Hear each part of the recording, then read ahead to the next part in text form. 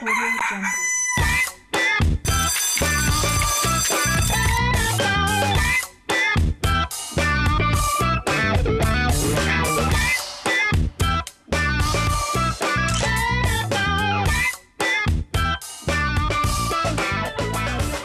Bon réveil à toutes et à tous. Merci d'être en notre compagnie, quel que soit l'endroit d'où vous nous regardez. C'est un grand plaisir de vous retrouver une fois de plus. C'est une nouvelle semaine qui commence. Bonjour Nessie. Bonjour Marco. Ça a été le week-end? Ah oui, très bien. Okay. Bien reposé. Vous êtes sûr, avec votre voix qui a un peu changé, dites-nous la vérité. Vous étiez où au juste, Une Nessie? petite grippe, mais c'est bon. Hein, on l'a domptée très vite, même si elle reste encore dans la gorge. Mais bon, d'ici demain, ça sera terminé. Ce sont les vestiges du week-end. Effectivement. On va savoir ce qui s'est passé. Marco. Et aujourd'hui, on va préparer un repas ensemble avec les téléspectateurs. Et la recette, elle est très simple. Il va nous falloir une pincée de sport, une tasse d'instant vérité et bien sûr une grosse poignée d'économie puisque nous sommes aujourd'hui lundi, sans oublier le tout qui sera agrémenté de découvertes et de reportages. D'ailleurs, pour la découverte, Marco. Oui, pour la découverte, Nessie, on va aller déguster ce plat touristique-là qui nous est produit ce matin par la réalisation dirigée bien sûr par Christelle Lacoussa et toute son équipe là-haut. On souhaite donc une très très bonne fête nationale à tous ceux qui nous viennent de cet endroit magnifique, l'un des plus beaux au monde, c'est l'île Maurice. Matin bonheur, on y va.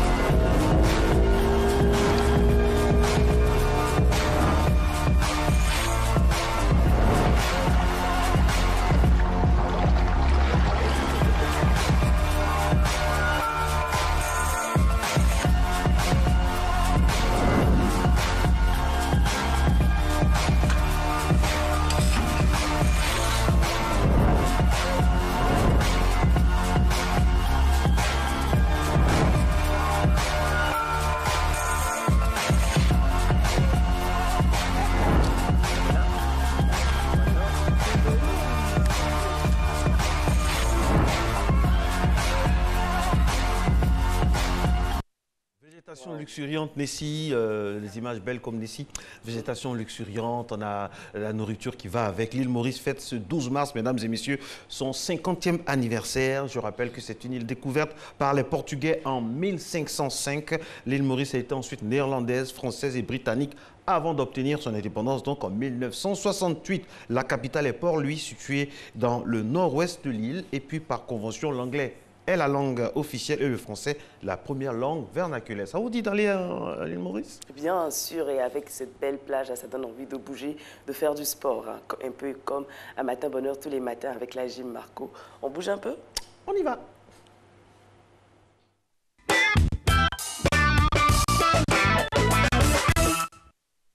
Bonjour Nessie, bonjour Marco, bonjour chers téléspectateurs et bienvenue à votre émission de sport. Alors aujourd'hui, coach Kadi, on va commencer sur une nouvelle lancée de Strong by Zumba. Donc on va commencer avec un échauffement, juste vous assurer que vous n'avez aucun objet autour et quand vous êtes prêts, on y va. Rotation d'épaule vers l'arrière.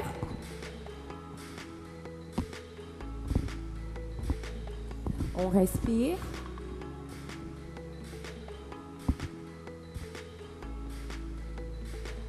Bras rotation du haut du corps. Alors, je rappelle que la Strong by Zumba, c'est pas de la danse. C'est des exercices de renforcement musculaire placés sur le rythme de la musique. On allonge les bras.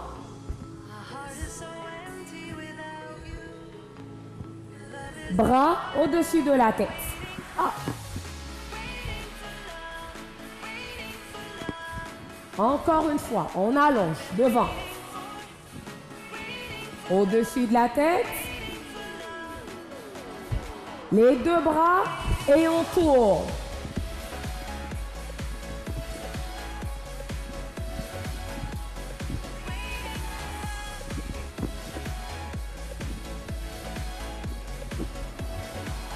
Bloc en haut, bloc.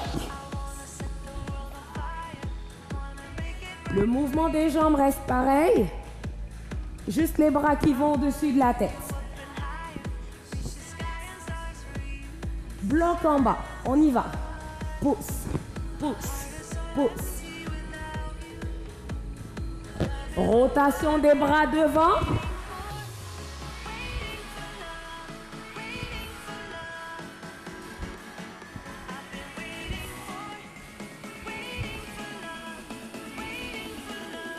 Rotation, on lève les bras cette fois de l'autre côté.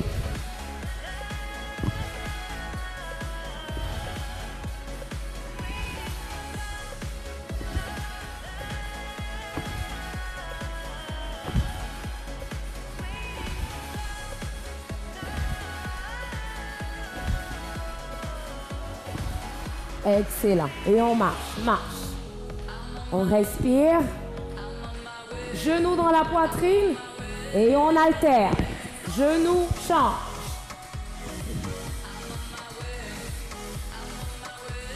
Encore. Genoux.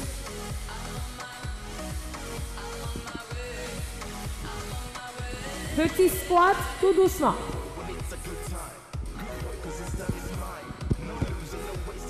Genoux dans la poitrine, jambe droite.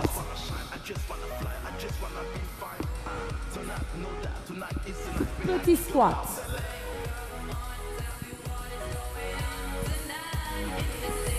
Même chose de l'autre côté.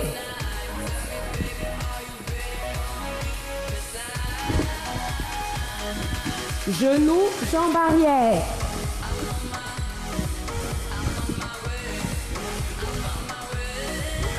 On continue votre échauffement, n'est-ce pas? Et on ouvre.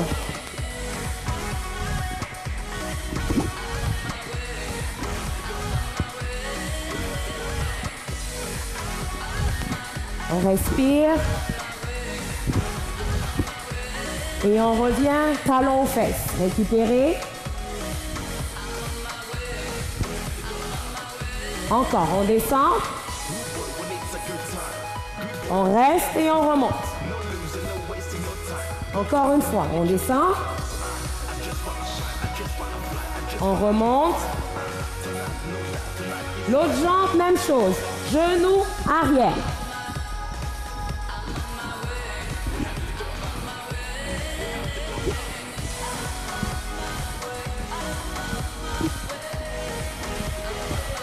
Encore, on ouvre la jambe. Parfait.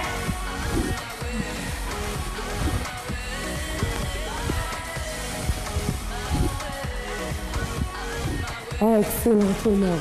On marche tout doucement et on respire. Excellent. Merci d'avoir été avec nous. J'espère que tout s'est bien passé. N'hésitez pas à repartir sur la page YouTube pour revoir les vidéos et maîtriser les chorégraphies. Je vous souhaite de passer une agréable journée et on se voit dès demain. Ben oui, on ne va pas hésiter, on va partir sur YouTube pour revoir tous ces mouvements-là et les reprendre. Et ce lundi, Marco, c'est la journée mondiale contre la cybercensure, aussi appelée journée internationale pour la liberté d'expression sur Internet. Elle a été créée par Reporters sans frontières en 2008. L'objectif premier de cette journée est de dénoncer la cybercensure dans le monde, celle qui empêche des citoyens d'accéder à Internet ou qui muselle la parole en ligne. Néanmoins, Marco, faut-il tout accepter sur Internet? Oui, on le dit toujours, hein, sur Internet, il n'y a pas de rédacteur en chef, chacun est son propre rédacteur en chef. L'idée, c'est qu'il faut faire attention. C'est vrai qu'il y a la liberté donc, de publier ce qu'on veut, mais ça ne doit pas correspondre au libertinage. Il faut faire attention à tout ce qui est là et surtout pour les parents, être vigilants sur tout ce que vos enfants, votre entourage donc, met sur les réseaux sociaux parce que tout n'est pas bon à montrer. Voilà. Et de plus en plus, on voit des gens qui mettent des photos d'enfants. C'est le lieu d'attirer l'attention de tout un chacun. Faire attention par rapport aux photos de nos progénitures, c'est très, très important. Parfois même des photos avec le logo de leur école, tout ça, il faut préserver quand même leur intimité. C'est mieux comme ça. Ça donne des indications aux prédateurs. Ah oui, on ne sait jamais. Par ces temps qui courent, il faut être prudent. Et justement, mesdames et messieurs, par ces temps qui courent, il faut s'amuser également. D'où l'idée donc de l'ouverture de cet important rendez-vous culturel d'Abidjan et d'Afrique. C'est le MASA, le marché des arts et du spectacle désormais d'Abidjan, qui s'est ouvert ce 10 mars au Palais de la Culture. L'édition 2018 coïncide avec le 25e anniversaire de cette tribune culturelle d'envergure internationale, initiée, vous le savez, depuis 1993. Attention, des chiffres donc assez impressionnants. Des milliers de festivaliers, 1400 artistes et troupes de danse, 400 professionnels ont effectué, ou du moins sont actuellement à Abidjan. Herman Niamien, gros plan. Le Massa, c'est parti. Et oui, c'est parti pour la 10e édition du Massa, le marché des arts du spectacle d'Abidjan. Cette édition qui coïncide avec le 25e anniversaire de cette biennale internationale a démarré par un défilé carnavalesque.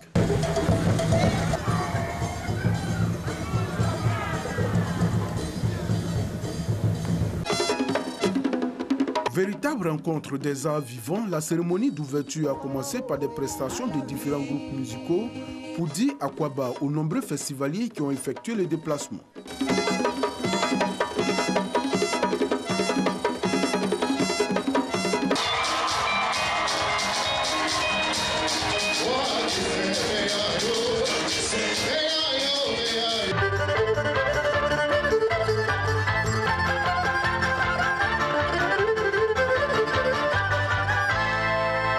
C'est le directeur général du Massa, le professeur Yacouba Konaté, qui a ouvert le bal des discours. Aux côtés des trois grandes disciplines historiques du Massa, en l'occurrence la musique, le théâtre et la danse, se retrouvent aujourd'hui la mode, l'humour, les arts de la rue, la poésie classique et le slam, cette forme de poésie urbaine. Respect aux concepteurs du projet du Massa comme programme de développement culturel.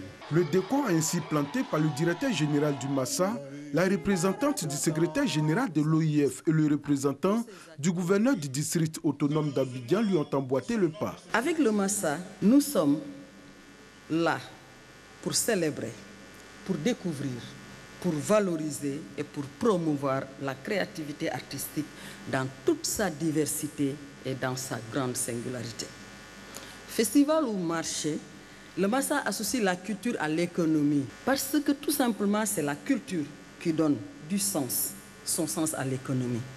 Ce seront une dizaine de sites et espaces publics du district autonome d'Abidjan et de l'intérieur du pays qui abriteront le Massa Festival. Ce sont plus de 1000 festivaliers qui se produiront devant des milliers de spectateurs férus de sonorité et de représentation scénique. Quand le ministre de la Culture et de la Francophonie, Maurice Kwaku Bandama représentant, le Premier ministre Amadou Gon Coulibaly prend la parole, c'est pour rendre un vibrant hommage à la grande chancelière Henriette Dagri Diabaté. C'est elle qui a accouché de cet événement, de cet enfant, 25 ans aujourd'hui, et que d'Abidjan, devenu africain, il est aujourd'hui un festival mondial. Puisque vous l'avez vu, ils viennent de Chine, vous l'avez vu, ils viennent du Japon, ils viennent d'Europe, ils viennent du Mexique. Merci maman de nous avoir donné un enfant qui fait aujourd'hui la fierté de votre pays. Plus de 300 spectacles vont rythmer le Massa 2018 qui se tient sur différents sites du district d'Abidjan ainsi qu'à l'intérieur du pays. Riche et varié, donc n'hésitez surtout pas à vous rendre dans les différents endroits où se tiennent les activités du Massa pour y prendre part. C'est vrai que l'ouverture officielle c'était le 10, mais avant on a eu la nuit de la femme, Marco. Et oui, vous êtes très bien placé pour en parler puisque vous étiez l'une des animatrices avec donc la sulfureuse et pétillante Priscille, la dégameuse. Elle a dégamé là-bas aussi bon. Elle était modérée. Alors, le Massa, c'est un bon moment pour soi-même, pour son entourage, pour ses enfants, pour aller en famille. Il y a de belles choses parce que ce n'est pas tous les jours qu'on a l'occasion de découvrir, par exemple, un artiste égyptien, un peintre martiniquais. C'est très, très important aussi. Et ça permet aux enfants de s'enrichir. Hein. Les enfants ne savent pas forcément à quoi ressemble une peinture, une comédie musicale, une scène de théâtre. Donc, c'est l'occasion, même pour les grands aussi. Oui, pour les grands, pour tout le monde. Hein. Se former, pour s'informer et puis pour avoir vraiment pour passer du bon temps, quoi. Notre pays en a besoin. Et après, bien sûr, ces moments difficiles et puis la torpeur avec tout ce qu'on a connu. Hein. Avec le petit Bouba, ça a un peu plombé un peu l'ambiance. Mais ça va nous permettre de décompresser un tant soit peu. Ça ne va pas nous faire tout oublier. Mais au moins, ça va focaliser l'attention sur Abidjan, vraiment pour une cause qui ne fait pas mal, mais en tout cas qui fait plaisir. Il faut aller au Massa. Et puis, je rappelle que nos équipes sont sur place H24, 7 jours sur 7, en tout cas tous les jours, avec Soro Félicité, il y a Oroka Sissoko, je crois, et à toutes les équipes techniques qui sont sur place, Alice Kokola, je pense Eric Sekongo également, qui vont vous faire vivre un peu les principales déclinaisons de ce Massa qui célèbre, on ne le dira jamais assez, son 25e anniversaire. Je ne sais pas si celui qui vient à 25 ans ou il en a moins, mais il a un talent particulier ici. Effectivement, c'est un peintre, hein, il se trouve au Massa et il a un véritable talent qu'on va voir à travers cet élément.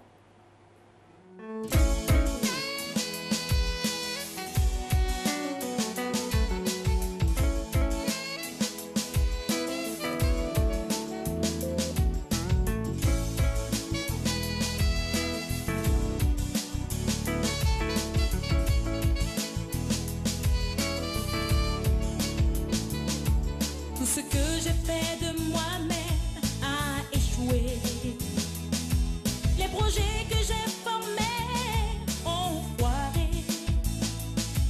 Car manquer de ta faveur, Seigneur, c'est avancer sûrement vers le malheur. Oh, oh, oh. Oh, si ce n'est pas ta grâce, Seigneur,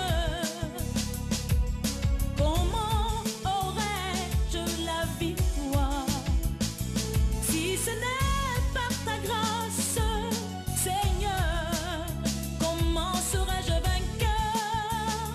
Oh, oh, oh. Je puis tout par celui qui me fortifie. Je puis tout. Je puis tout par celui qui me fortifie. Oh, oh, oh, je puis tout seulement par la grâce finie de Jésus dans ma vie. Je puis tout par celui qui me fortifie. Je puis tout par Jésus qui me fortifie. Oh, oh, oh, je puis tout seulement par la grâce finie de Jésus dans ma vie. Oh, oh, oh. Et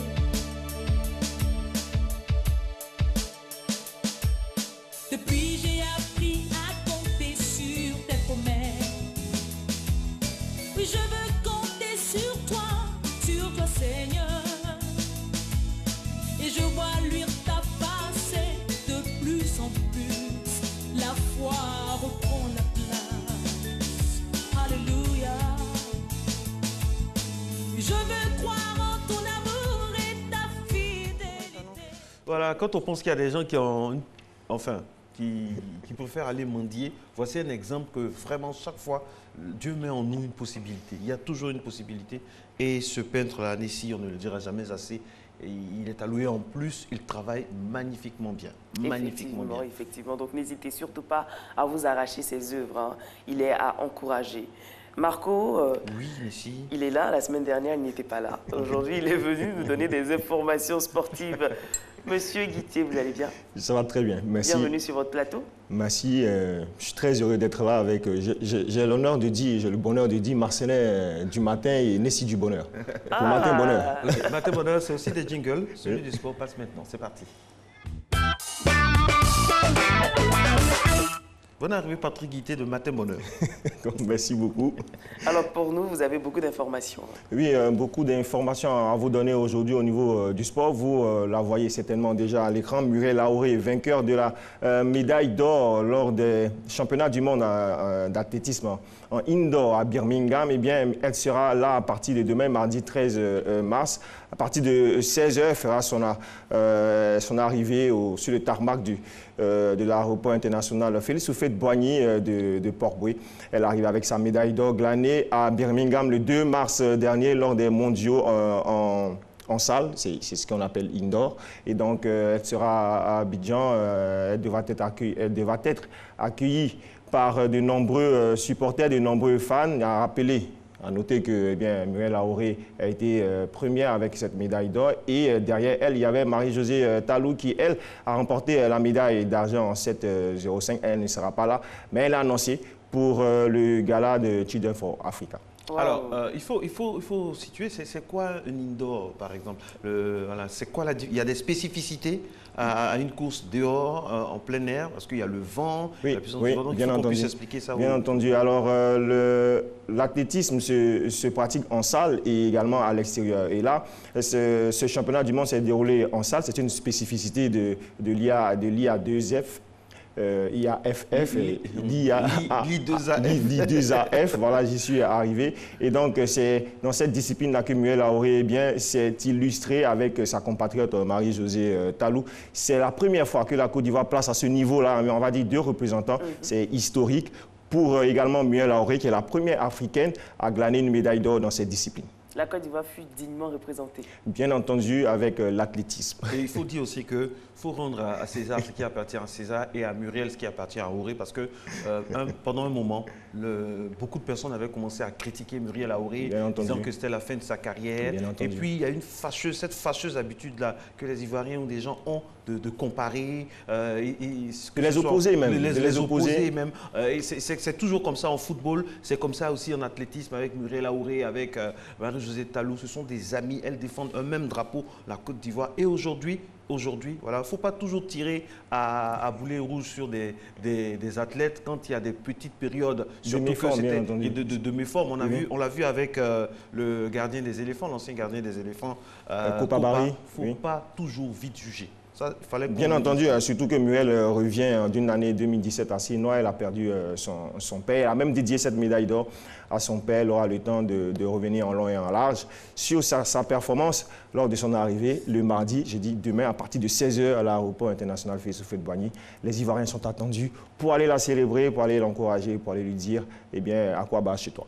Alors, pétanque à présent avec le tournoi international. Oui, et pour la première fois également de son histoire, la Côte d'Ivoire va accueillir un tournoi international de pétanque du 7 au 8 avril 2018 prochain. Ce sont 32 équipes issues de 22 pays qui vont s'affronter pour le titre suprême de ce tournoi. Le TIPA 2018 se déroulera en phase de poule, a annoncé donc le président de la Fédération ivoirienne de pétanque, M.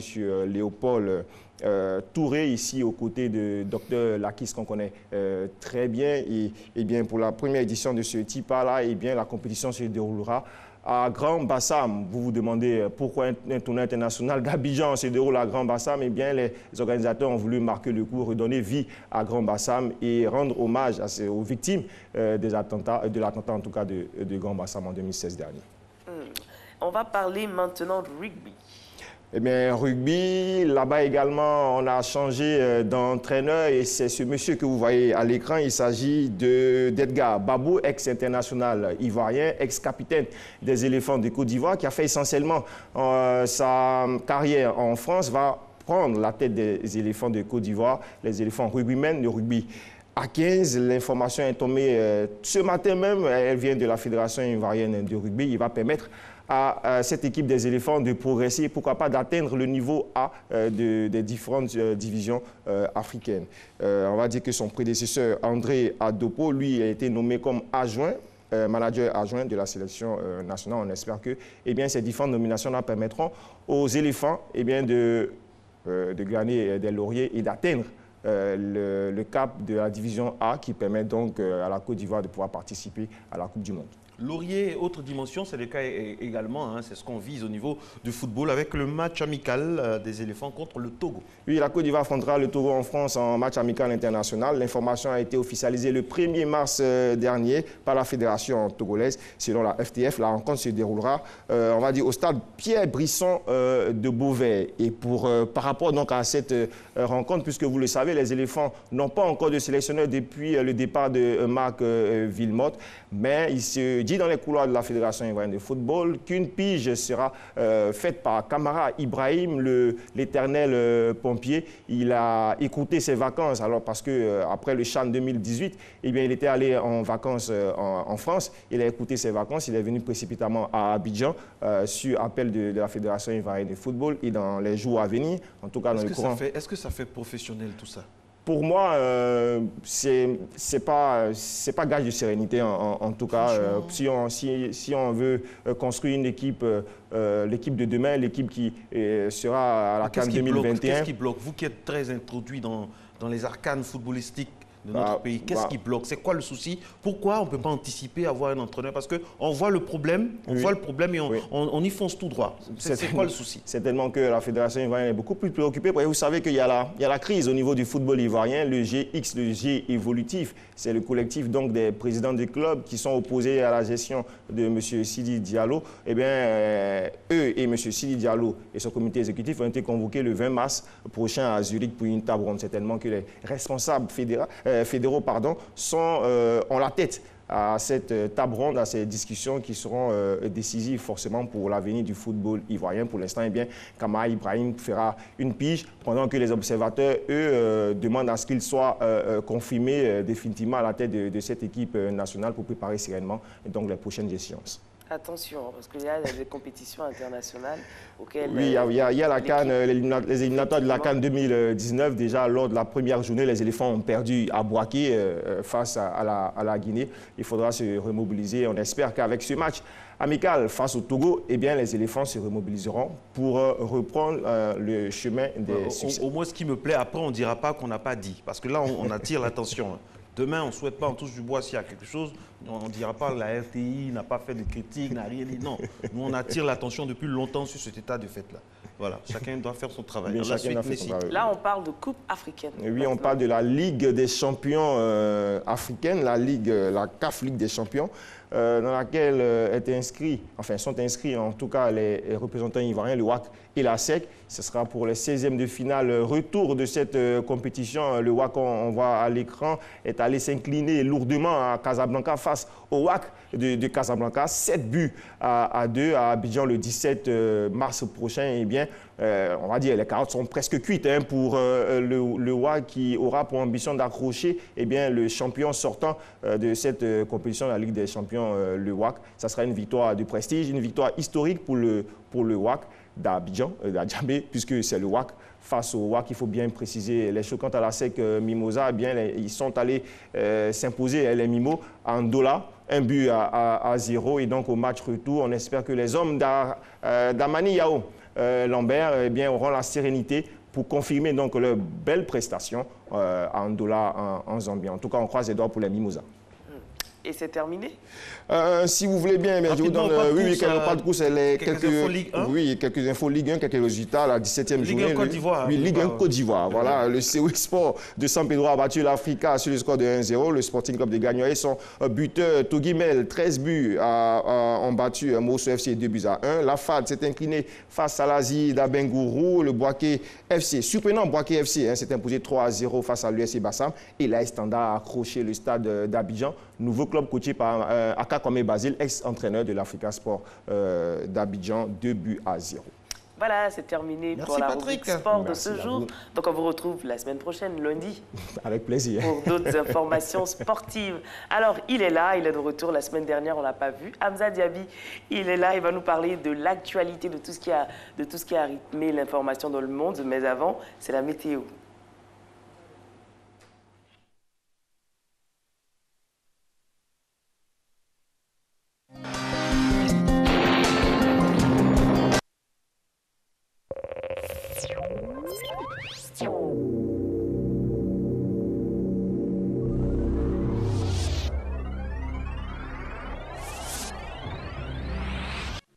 Sous le parrainage du ministre Souleymane Diarra-Souba, le Conseil national de lutte contre la vie chère et l'Union fédérale des consommateurs organisent au siège de la CGECI la 3e édition de la Semaine du consommateur de Côte d'Ivoire. Thème: rendre les marchés numériques plus équitables. Au programme: du 13 au 17 mars, des conseils, des concours, des infos, la journée mondiale des consommateurs le 15 mars et surtout du 10 au 31 mars, les premiers soldes et promos en ligne avec l'application Toseka, premier réseau social des consommateurs pour faire son shopping moins cher. Consommateurs de Côte d'Ivoire, cette semaine est la vôtre, ne vous la faites pas compter. SCCI, une solution contre la vie chère. Du 27 avril au 1er mai 2018, Abidjan devient le hub du tourisme africain avec la 8e édition du Salon international du tourisme d'Abidjan. Thème: les nouvelles technologies au service du tourisme. Le CITA, c'est plus de 50 000 visiteurs, une vingtaine de pays attendus et de nombreuses rencontres professionnelles. Agences de voyage, compagnies aériennes, office du tourisme, hôtels, tour opérateurs, investisseurs, venez présenter vos offres au monde entier. Inscription www.cita2018.ci 2025 16 02. Un événement Côte d'Ivoire Tourisme.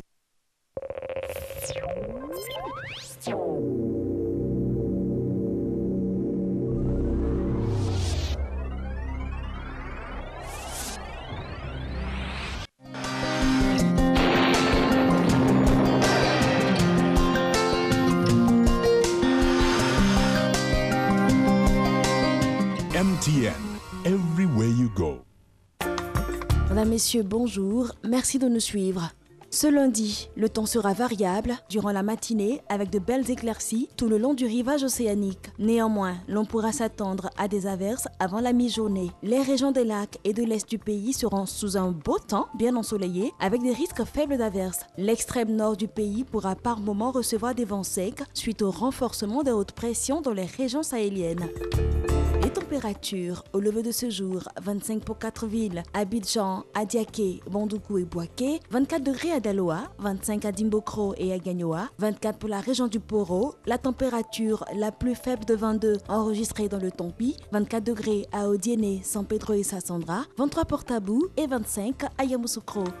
Cet après-midi, avec le réchauffement diurne, les nombreux nuages présents dans le ciel pourront peu à peu grossir pour donner des pluies orageuses dans le sud forestier et dans la région des montagnes. Les autres régions ne resteront pas en marge avec des développements d'orages dans le nord-ouest suite à l'instabilité dans laquelle baigne cette région. Sur le contour du littoral, des masses d'air venues des régions forestières pourront perturber la quiétude dans laquelle baigne cette région par des pluies par endroits. Les températures de l'après-midi, notant 31 à Abidjan et à Diaké, 34 degrés pour Bandoukou et Boaké, 33 à Daloa, 35 degrés pour la région d'Unzi, 32 dans le Go, 34 à Korogo, 33 degrés pour la ville de Mans, 34 degrés à Odiéné, 32 à San Pedro, 31 pour Sassandra, 30 pour Tabou et 33 à Yamoussoukro. Merci à tous de nous avoir suivis. Bon lundi à tous et à chacun.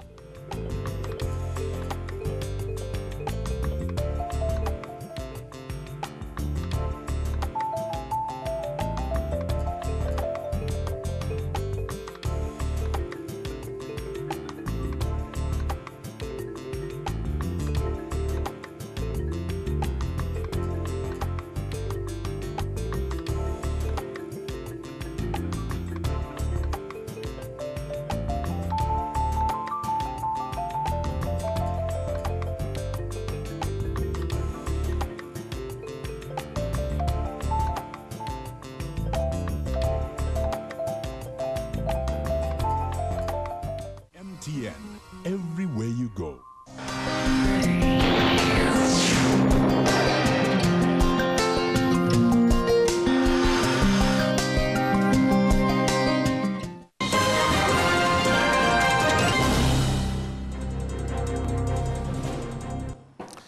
Bonjour mesdames et messieurs, bienvenue dans ce 6h30. À peine une semaine après son ouverture, l'enquête sur l'assassinat de la nommée Glaou Hormone Chanceline, la jeune élève de Mbayakro, rend ses premières conclusions. Les présumés coupables sont aux arrêts. Il s'agit d'un prisonnier, l'assassin, et d'un garde pénitentiaire. Le présumé commanditaire donc de la tuerie qui n'est autre que le père de l'infortuné. Et c'est le procureur de la République près le tribunal de Bouaké qui a fait ce point. C'était hier, dimanche. Voici les présumés coupables de l'assassinat de Glaou Hormone Chanceline selon le procureur de la République près le tribunal de Bouaké. L'enquête ouverte a permis d'interpeller le nommé Sana Ahmed, un détenu mis en corvée extérieure. Interrogé, il n'a fait aucune difficulté pour reconnaître les faits d'assassinat mis à sa charge. Cependant, il a déclaré avoir agi sur instruction du père de la jeune fille qui avait besoin de sang humain pour faire des sacrifices en vue d'avoir de l'argent. Selon lui, le père a conçu le mode opératoire et lui, il n'a fait qu'exécuter le plan déjà élaboré. Contrairement au présumé commanditaire, le présumé assassin peut même expliquer le meurtre de la jeune fille. Il a dit que de blaguer la fille qu'il y a ses affaires là-bas. Et ça, moi aussi, blagué. Elle est rentrée dans une vieille maison. Et puis, on s'est battu. Et puis, il a fait tomber. Quand elle a fait tomber, c'est ça, en tombant, c'est ça, moi aussi, il a pris le couteau là. Et puis, il a piqué. C'est que l'assassinat a eu lieu derrière ma maison. Il ne sait pas à quel temps il a assassiné. Même moi, j'étais à la maison, en train de regarder la télévision. Dans tous les cas, promet la justice, l'assassinat de Glaou Hormone Chanceline ne restera pas impuni. Le lundi 12 mars 2018, le nommé Sana Ahmed, le présumé auteur, et M. Glaou Franck Delphin, le commanditaire, seront déférés au parquet pour être présentés à un juge d'instruction. Aux autorités administratives, coutumières, religieuses et politiques de Mbayakro, ainsi qu'aux populations et notamment les élèves, il est demandé de prendre toutes les dispositions pour une reprise effective et dans le calme des cours dès ce lundi 12 mars 2018. Reportage signé Léon Brou de RTI Bouaké. Le Centre africain d'études supérieures en gestion a organisé du 5 au 10 mars dernier, ici même à Abidjan, un séminaire sur le thème « Développer des produits financiers inclusifs et innovants en milieu rural ». La rencontre a réuni banquiers, assureurs ainsi que les professionnels de services financiers qui veulent saisir les opportunités d'affaires qu'offre le milieu rural et agricole. Jean-Luc Bangbo. Considéré comme un milieu à risque, le secteur rural et agricole se présente désormais comme un marché à fort potentiel pour les banques, institutions de microfinance et compagnies d'assurance. Saisir les nouvelles opportunités d'affaires qu'offre ce secteur et faire face à la concurrence, tel est l'objectif des participants à cette formation. Aujourd'hui, pour les dispositifs de financement, il y a des opportunités pour non seulement financer la production agricole, mais aussi pour financer la transformation agricole, donc l'agroalimentaire par exemple, pour financer le transport des produits agricoles, pour financer l'approvisionnement ou la conservation des produits agricoles, pour financer aussi les techniques de production agricole. Les professionnels des services financiers envisagent désormais un nouveau schéma de financement de la chaîne des valeurs agricoles. Je pense qu'il y a des produits dans ce sens qui sont en train de se préparer, sauf que pour que ces produits-là puissent se développer sur le marché, il faut bien que ceux vers lesquels ces produits seront adressés soient organisés. Il faut une synergie entre les différents acteurs, c'est-à-dire l'assurance, la banque et les communautés, les acteurs eux-mêmes qui sont dans le secteur agricole. C'est cette synergie-là qui permettra de développer des produits financiers innovants. En 2016, les investissements privés dans l'agriculture ivoirienne se sont chiffrés à 2 979 milliards de francs CFA, soit un taux de réalisation de 113% par rapport à la prévision du Plan national de développement. Pédalons pour la paix. C'est un concept, une course à vélo donc organisée par l'ambassade des États-Unis en collaboration avec le ministère chargé de la promotion de la jeunesse et de l'emploi des jeunes. Cela a été initié dimanche dernier et la rencontre a réuni une centaine de participants. L'objectif, c'est de rendre hommage aux victimes de l'attentat terroriste de 2016 à Grand-Bassam. Alexis Ouedraogo. 2 ans après l'attentat de Grand-Bassam, ils sont sur leur vélo à pédaler pour la paix. Ce dimanche, sur initiative de l'ambassade des États-Unis, en collaboration avec le ministère chargé de la promotion de la jeunesse et de l'emploi des jeunes, quelques 100 cyclistes ont rallié Abidjan à Grand-Bassam pour dire non au terrorisme. Ce sont 35 km que nous avons avalés à coups de pédale, avec beaucoup de plaisir d'ailleurs. Et bien sûr, tout le monde a été soumis au même régime, sans exception, fut-il ministre. Nous sommes là pour célébrer la vie, célébrer la jeunesse, pour dire non à ce type d'événement qui ne doit plus jamais se passer dans notre pays, ni même au Burkina Faso, ni même en Afrique et partout dans le monde.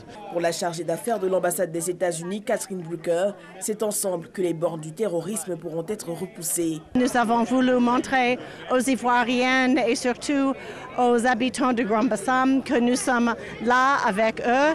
Et c'est pour la tolérance, c'est pour la paix. Et je trouve que c'était un événement extraordinaire. Catherine Brucker a salué les forces de défense et de sécurité qui, lors de l'attentat, ont su protéger plusieurs vies. Un dépôt de gerbes de fleurs a mis fin à la cérémonie.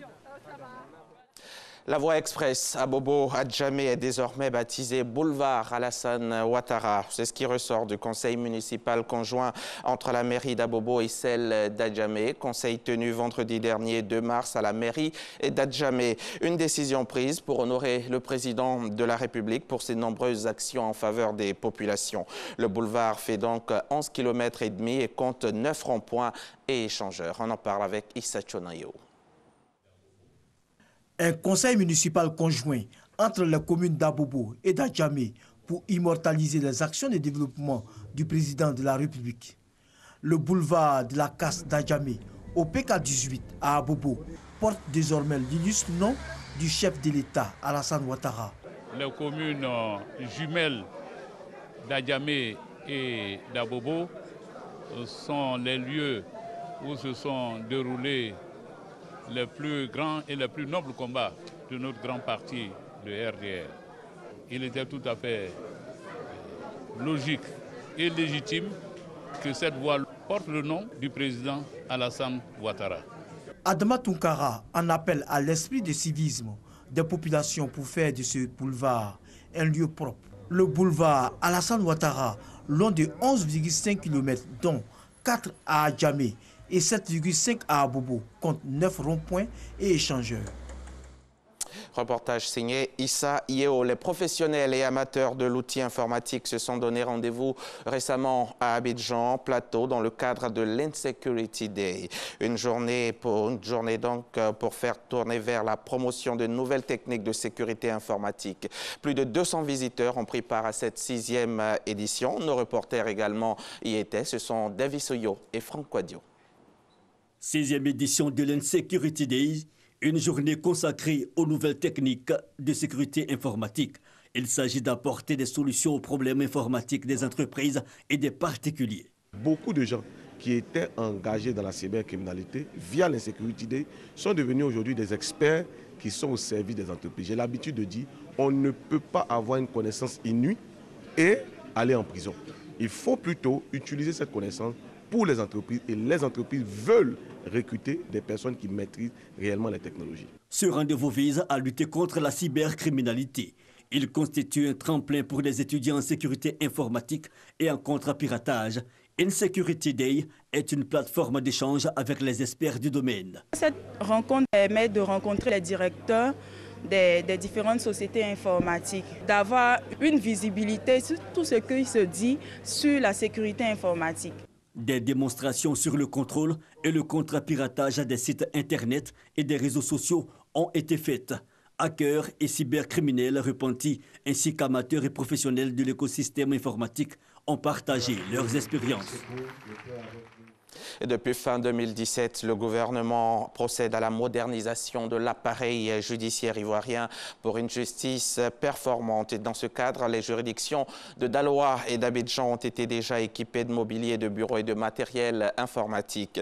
Ce samedi 10 mars, c'est la cour d'appel de Bouaké et les juridictions de son ressort qui ont reçu leur dotation. 105 tonnes d'équipement d'une valeur de 224 millions de francs CFA, portant à 1,2 milliard de francs le montant global engagé par l'État dans la modernisation de l'appareil judiciaire. Les précisions de Léon Bro. Matériel remis au président de la cour d'appel de Bouaké. Avec lui, les responsables des juridictions de son ressort. Au total, 105 tonnes d'équipements composés de mobilier de bureau, d'ordinateurs complets, d'onduleurs, de vidéoprojecteurs, de fax et de photocopieurs pour 224 millions de francs CFA, un don de la tutelle qui, pour les récipiendaires, vient améliorer leurs conditions de travail. Le matériel informatique va décupler la force de travail de ses utilisateurs et permettre de gagner chaque fois du temps précieux, tandis que le mobilier va nous offrir des commodités de travail. Et c'est de bonne guerre, s'en félicite le ministère qui voit au bout de son action une justice performante. Nous attendons une justice où les décisions rendues sont rédigées et disponibles très rapidement au profit des justiciables pour qu'ils puissent exécuter ces décisions. Nous attendons de nos collaborateurs qu'ils soient plus efficaces pour qu'on puisse lutter efficacement contre cette lenteur qui gangrène un peu les activités de gestion. Bouaké, troisième étape du renforcement des capacités des instances judiciaires du pays en mobilier de bureau et matériel informatique après Daloa et Abidjan. 1,2 milliard de francs CFA, le coût de ce volet de la politique de modernisation de l'appareil judiciaire sur fond de l'État ivoirien, politique qui intègre le renouvellement du parc automobile, la construction et la réhabilitation de tribunaux et établissements pénitentiaires. Un mot sur le Massa 2018 qui est ce lundi à son 3e jour depuis son ouverture samedi et à l'occasion des 25 ans du marché des arts du spectacle d'Abidjan. Une soirée hommage a été dédiée aux femmes de Côte d'Ivoire. C'était au Palais de la Culture. On en parle avec Christ Diomondé et Franck Quadio. Une soirée de la femme à l'occasion des 25 ans du marché des arts du spectacle d'Abidjan Massa. Des couleurs et une ambiance festive. Elles portent la musique. Elles, ce sont ces femmes artistes qui sur scène font montre de leur talent. L'ensemble artistique Les Femmes Battantes, puis Queen Adjoba ou encore la musique tradimoderne avec Mawa Traoré.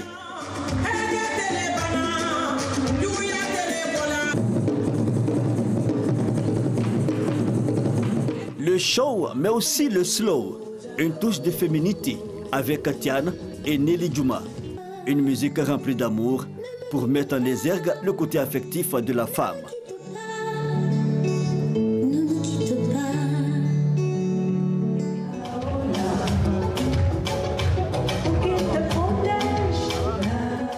Soirée spéciale de la femme, occasion pour la représentante de la ministre de la Femme, de la Protection de l'Enfant et de la Solidarité de rendre un hommage aux femmes de Côte d'Ivoire.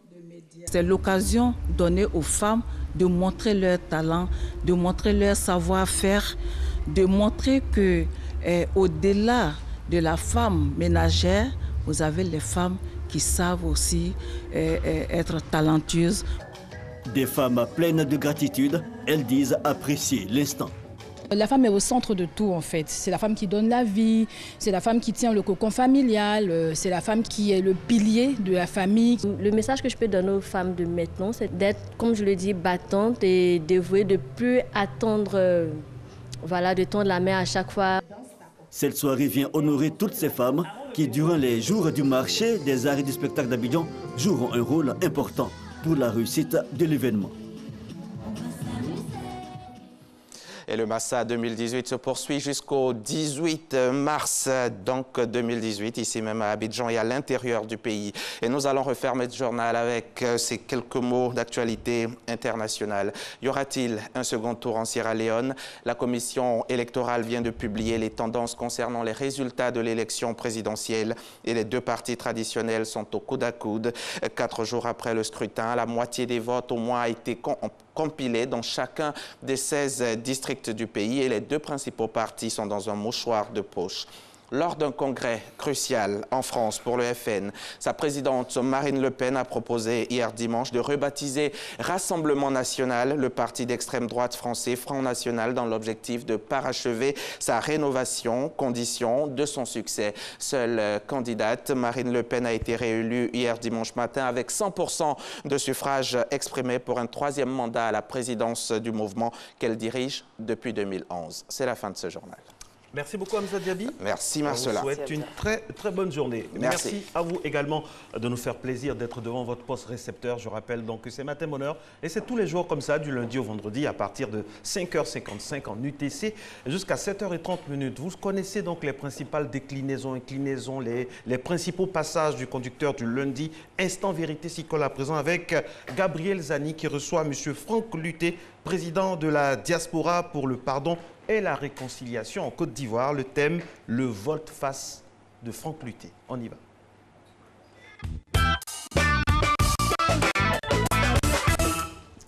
Bonjour à toutes, bonjour à tous. Mesdames et messieurs, c'est avec beaucoup de plaisir que je vous retrouve encore dans Instant Vérité. C'est un résistant ivoirien qui a parcouru l'Europe. On l'appelle le perroquet international. Ses déclarations et ses prises de position ont fait de lui l'un des chefs des partisans de Laurent Gbagbo. Il a effectué plusieurs voyages à la Cour pénale internationale à La Haye pour défendre la cause de l'ancien président ivoirien.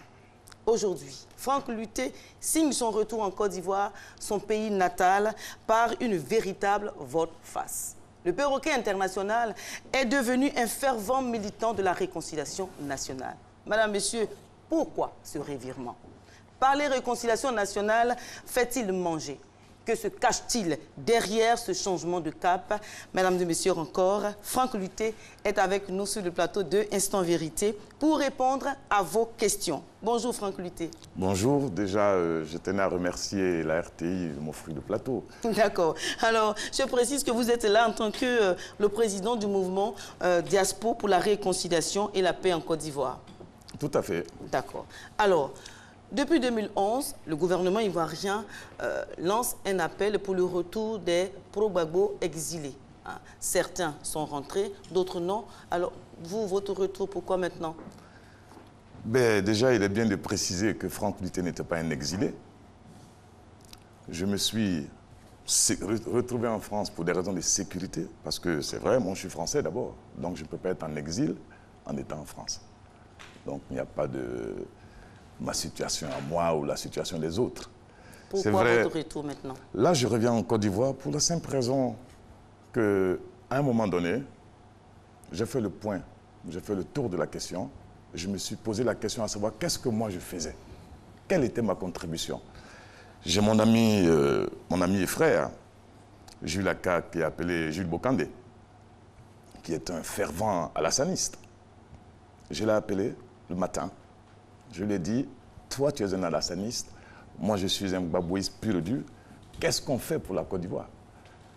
Il m'a dit, bon Franck, toi qui es sur le terrain, vois ce qu'on peut faire et fais-nous des propositions. Donc, je suis venu en Côte d'Ivoire, j'ai tourné, j'ai écouté les Ivoiriens, je me suis déplacé, je suis allé dans les Dalois, les Gagnois, les Saint-Fra, les Lakota, les Divo, les Boaké, les Korogo et tout ça. Vous êtes revenu en Côte d'Ivoire? Je viens pour écouter les Ivoiriens. Et quand j'ai fini d'écouter les Ivoiriens, j'ai dit à mes amis, il serait temps que vous rentrez parce qu'ici, la seule chose à faire, c'est de se pardonner. Alors, donc, se pardonner, c'est cela. Voilà. Comme vous venez de le dire, on vous connaît comme l'un des partisans de Gbagbo ou rien. Aujourd'hui, vous parlez de réconciliation nationale, vous parlez de pardon. Alors, c'est quoi exactement?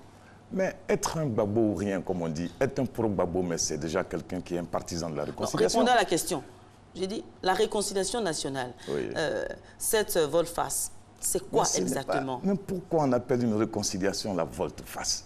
Ce n'est pas une question de Répondez à la question, monsieur Franck La Luté. réconciliation, oui. C'est ce qu'il faut à la Côte d'Ivoire. Il ne faut pas autre chose. Nous avons décidé d'agir à partir du pardon. Nous demandons aux Ivoiriens que chacun se pardonne. Et dans notre action pour le pardon, nous avons deux volets.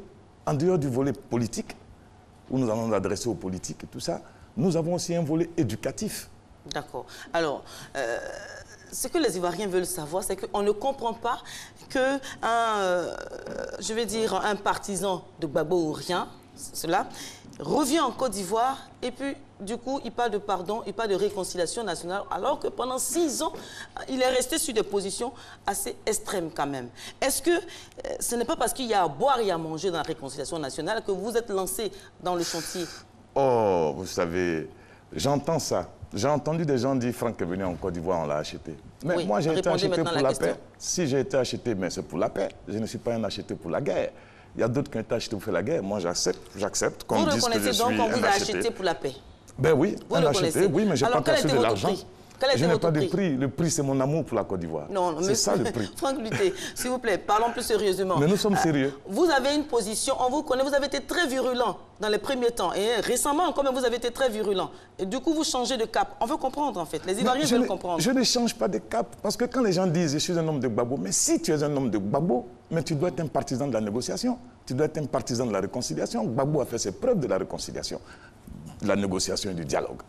Donc aujourd'hui, ma position n'est pas quelque chose d'étrangère, c'est normal. Votre position, les Ivoiriens ne la comprennent pas, parce que pendant des années, on a lu dans la presse, vous êtes répondu par d'où, vous avez dit, sans Laurent Gbagbo, pas de réconciliation en Côte d'Ivoire. Vous l'avez dit. Je l'ai dit. Voilà. Alors, maintenant que vous parlez de réconciliation, on veut savoir, est-ce que la libération de Laurent Gbagbo n'est plus un préalable au processus de réconciliation en cours en Côte d'Ivoire? Non, moi je n'ai jamais fait de la libération de Gbagbo Laurent préalable. J'ai dit que la libération de Gbagbo... Sans Laurent Gbagbo, pas de réconciliation en Côte d'Ivoire. La libération de Gbagbo Laurent est indispensable dans le processus de réconciliation et non un préalable.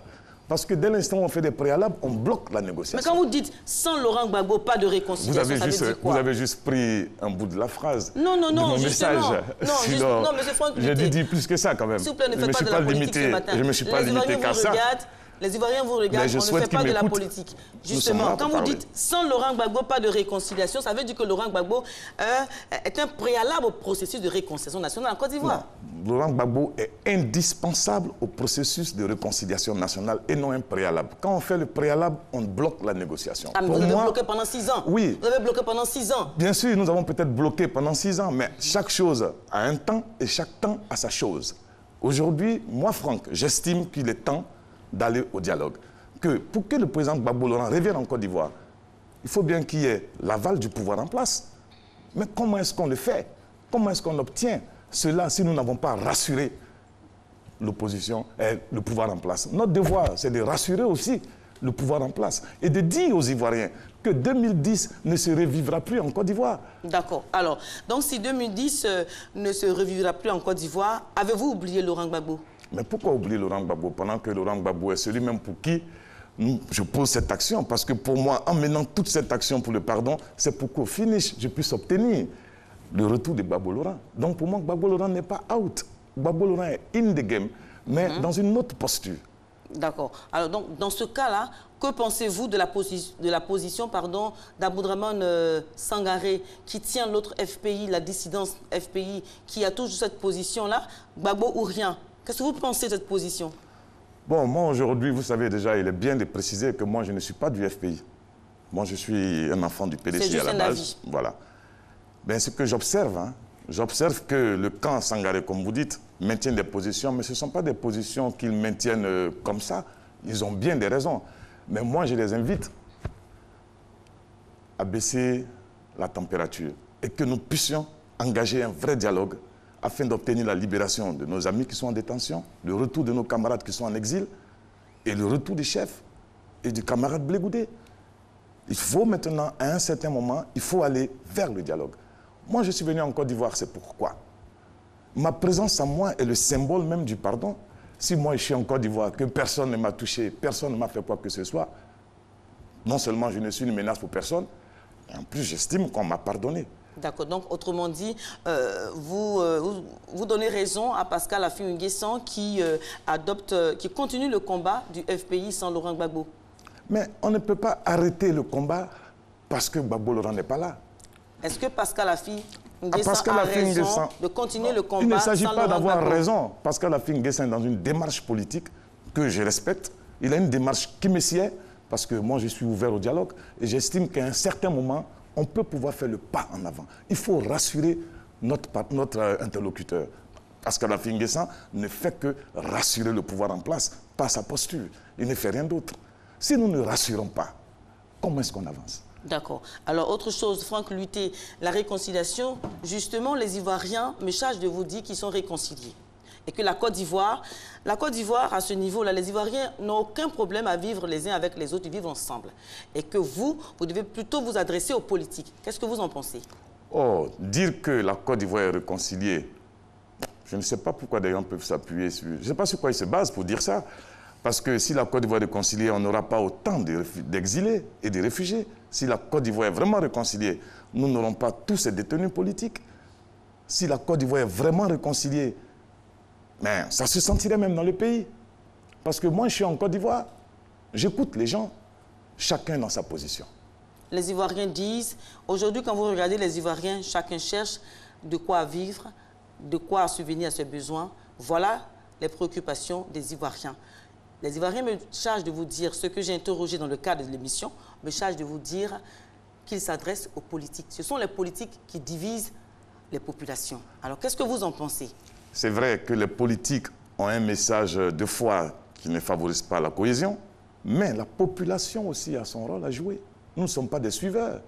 Nous devons pouvoir prendre nos responsabilités. Et c'est ce que Franck fait. Est-ce que vous avez envisagé de rencontrer les hommes politiques en Côte d'Ivoire? Oui, nous rencontrerons le président du RDR, nous rencontrerons le président du FPI, il y a le président Affi, le président Sangaré, nous rencontrerons le président, tout ce qui constitue l'ossature politique ivoirienne, nous rencontrerons les guides religieux. Et après, nous irons aussi rencontrer le chef de l'État pour qu'il puisse nous donner son onction. Parce qu'il est bien de dire que nous allons avoir une caravane en Côte d'Ivoire, la caravane nationale du pardon mutuel. Nous passerons à travers différentes villes pour leur porter un message du pardon. Nous allons commencer par Paris, où nous allons allumer la flamme du pardon avec tous les amis. Et cette flamme, nous viendrons en Côte d'Ivoire avec elle pour traverser la Côte d'Ivoire. Et nous avons un volet éducatif, madame. Vous savez, nous avons le volet éducatif de la réconciliation. Pour nous, aujourd'hui, on estime qu'il faut freiner l'hémorragie. Nous ne devons pas transmettre nos rancœurs, nos haines à nos enfants. D'accord. Alors, à ce niveau-là, dès le début de l'émission, nous avons dit que pendant 6 ans, vous avez entretenu cette façon de voir, cette philosophie de Gbagbo ou rien. Alors, certains partisans de Gbagbo ou rien disent de vous demander, madame, dites à Franck Luté qu'on ne pardonne pas sans justice. Mais est-ce que le pardon exclut la justice? Qu'est-ce que vous en pensez? Mais je vais répondre à mes amis. Je vais leur dire ceci. Quand on parle du pardon, on ne dit pas qu'il n'y a pas de justice. Je vais les rassurer et leur dire que la justice, elle est souveraine. Il ne revient pas à nous d'imposer un calendrier judiciaire. Mais nous devons, pour le moment, nous pardonner. La justice fera son travail. Et j'ai foi en la justice de mon pays. Je sais que les uns et les autres répondront devant la justice. Ils disent même que c'est la justice des vainqueurs qui prévaut en ce moment en Côte d'Ivoire. Qu'est-ce que vous en pensez? Moi, j'ai pris, depuis un certain temps, j'évite de commenter les décisions de justice. Je prends acte de toutes les décisions de justice en Côte d'Ivoire. Je ne commente rien. D'accord, vous ne commentez rien, mais il persiste en me demandant, madame, Simone Gbagbo est en prison, Gbagbo est à La Haye, et Franck Luté vient aujourd'hui, lui, qui nous a entretenus il y a encore quelques mois, qui nous entretenait, voilà, à adopter une posture assez, je vais dire, peu conciliante. Aujourd'hui, Franck Luté nous demande d'aller à la réconciliation. On ne comprend pas. Je vais leur dire ceci. C'est parce que nous allons nous pardonner que du pardon découlera certaines choses. Ça fait 6 ans que nous demandons la libération de Mme Simone Gbagbo. Ça fait 6 ans que nous demandons la libération de nos amis. Ça fait 7 ans, bientôt, que nous restons dans ça. Et nous avons demandé la libération avec des préalables, avec ceci, avec cela. On n'a rien obtenu. Il ne faut pas qu'on se blague. On n'a rien obtenu. À un moment donné, il ne s'agit pas d'être fatigué, c'est de changer de méthode. Quand celle-ci n'a pas marché, qu'est-ce qu'on doit faire? Moi, j'estime qu'en se pardonnant, si nous nous pardonnons sincèrement, je ne vois pas les raisons pour lesquelles certaines personnes, les détenus de la crise post-électorale, resteront en détention. Je ne vois pas les raisons. Mais tant que nous voulons maintenir certaines positions, je pense que nous nous mettons en danger nous-mêmes. D'accord. Alors, vous avez dit, lors de vos interviews, des conférences de presse que vous avez tenues dans le cadre de la réconciliation que vous avez entamée, vous avez dit, on peut être un pro-Gbagbo comme moi, sans être anti-Ouattara. Oui. Alors, qu'est-ce que cela veut dire? Parce que quand on est anti-Ouattara, ça devient personnel. C'est-à-dire c'est sa personne qui... Moi, je n'ai rien contre la personne du président Ouattara. C'est peut-être la gouvernance. On peut avoir des problèmes sur la gouvernance, mais sa personne. Moi, je n'ai rien contre sa personne. Ça fait que vous n'allez jamais m'entendre sortir certains propos, parce que je n'ai rien contre sa personne. Mais la gouvernance, est-ce que sa façon de fonctionner est bien pour la Côte d'Ivoire? J'ai le droit de me prononcer. Je reste ce que je suis, mais sans pour autant être un anti-Ouattara. Alors, donc, qu'est-ce que vous pouvez dire aujourd'hui à tous ces pro-Gbagbo qui ont ces positions très tranchées, qui ne veulent rien savoir du tout? Qu'est-ce que vous pouvez dire à tous ceux qui sont en exil et qui encore refusent de rentrer en Côte d'Ivoire? Qu'est-ce que vous pouvez leur dire pour les rassurer? Je veux dire à tous mes amis qui sont à l'extérieur, c'est vrai. Nous avons beaucoup de choses dans le cœur, on a eu beaucoup mal et tout ça. Mais pour la Côte d'Ivoire, je pense que nous pouvons faire des efforts. Et nous devons aujourd'hui nous rassurer le pouvoir en place. Parce qu'il faut se dire une chose. Vous savez, ce n'est pas facile la position du RDR. Ce n'est pas facile la position de ce pouvoir. Parce que nous savons tous dans quelles conditions les choses se sont passées. Donc, nous voyons que ce n'est pas facile et c'est un pouvoir qui a besoin aussi d'être rassuré. D'accord, allez-y. Nous devons rassurer le pouvoir en place. J'invite mes amis à tendre la main au pouvoir en place, à accepter de pardonner le pouvoir en place. Parce que celui qui ne pardonne pas ne sera pas pardonné. D'accord. Alors, dans ce sens-là, quelles sont donc vos solutions concrètes pour la réconciliation nationale? Puisque vous semblez dire que la réconciliation... Voilà. Gabriel Zani, il est 7 h. Nous avons des impératifs publicitaires. On revient juste après.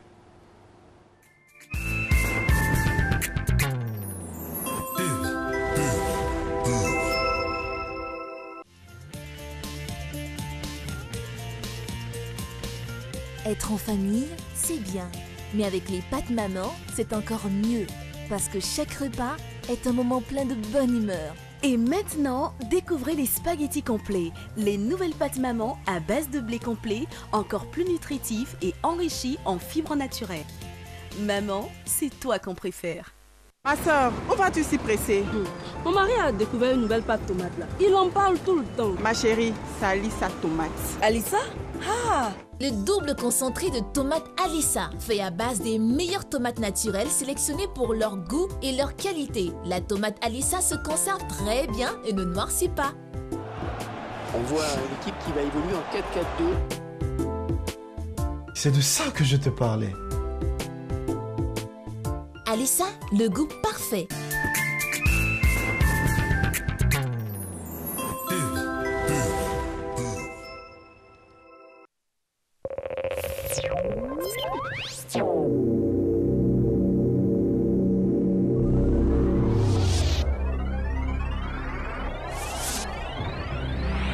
Docteur Daniel Olukouya en Côte d'Ivoire pour une grande croisade d'évangélisation et de délivrance. Les vendredis 16 et samedi 17 mars de 17h à 21h et le dimanche 18 mars de 8h à 12h au stade de la FIF à Pingerville. Samedi 17 mars à 9h, séminaire des pasteurs et des leaders à MFM Riviera 3. Thème, le Dieu qui fait l'impossible. Vous souffrez de maladies dites incurables. Plus rien ne marche dans votre vie. Venez nombreux à ces croisades d'évangélisation et de délivrance et Jésus-Christ vous délivrera. Orateur, Docteur Daniel Olukouya, fondateur d'un ministère MFM. Infoline 77 31 84 57 44 20 92 32. «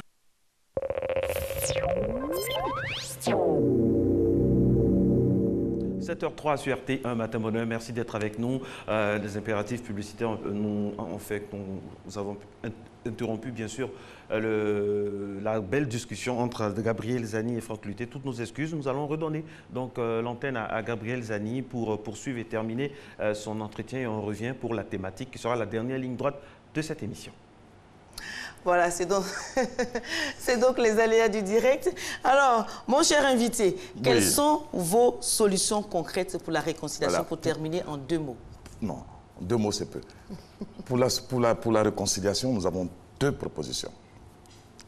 La proposition du système du volet éducatif. Nous proposons une charte du pardon qui va être accrochée dans toutes les classes d'école primaire en Côte d'Ivoire, du CP au CM2, et que dans les manuels scolaires du CP1 au CM2, dans le volet éducation civique et morale, que la notion de pardon soit inscrite dans ces manuels scolaires. Parce que nous devons préparer une société de tolérance. D'accord. L'autre?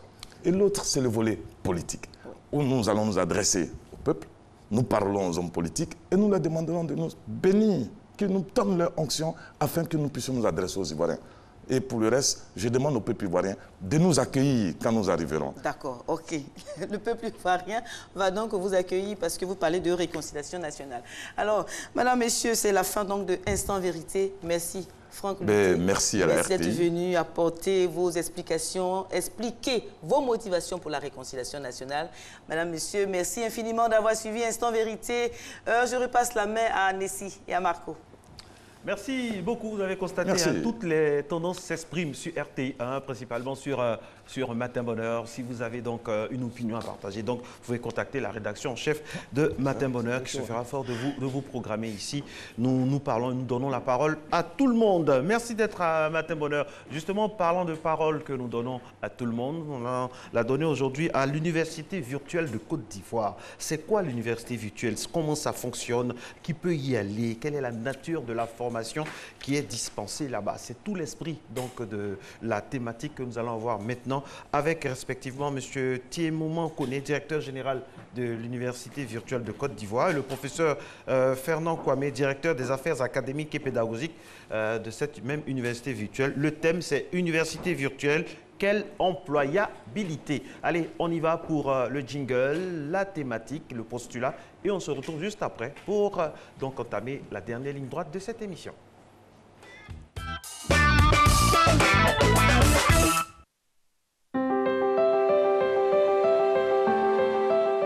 Notre société se voit passer à l'ère du numérique où tout devient de plus en plus informatisé. Maximiser le temps et les ressources économiques sont bénéfiques à tous, d'où l'intérêt du concept de l'université virtuelle. C'est tout simplement une université qui dispense des cours en ligne, c'est-à-dire qui axe sa formation sur des formations à distance. Nous avons un espace numérique de travail où nous prenons nos différents cours, nous faisons nos devoirs et nous faisons nos différents concours.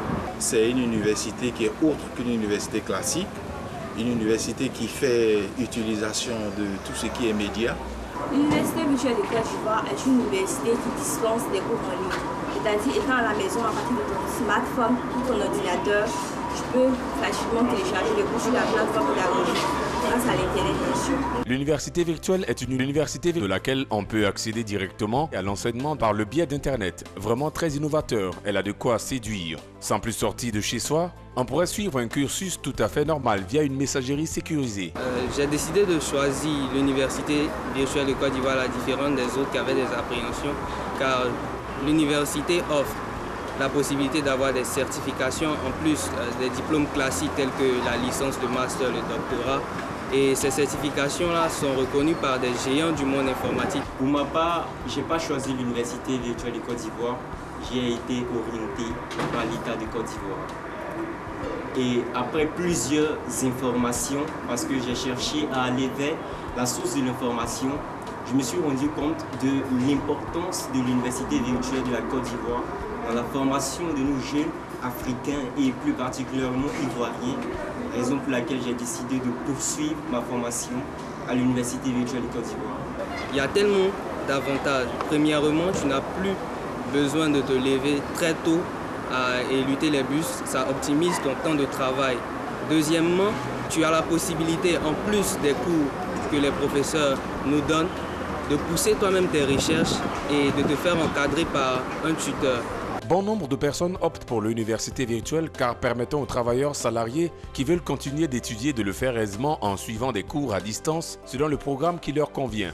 La formation de l'université virtuelle offre par ailleurs la possibilité aux étudiants de préparer plusieurs diplômes dans le même temps. Et cela peut permettre de gagner pas mal de temps. Une solution pratique favorisant l'économie de masse permettant très souvent de rentabiliser un investissement initial supérieur, à tout point de vue, à celui de l'enseignement traditionnel. L'université virtuelle reste aussi une piste de solution pouvant permettre d'aider les universités existantes à absorber en partie les nouveaux étudiants.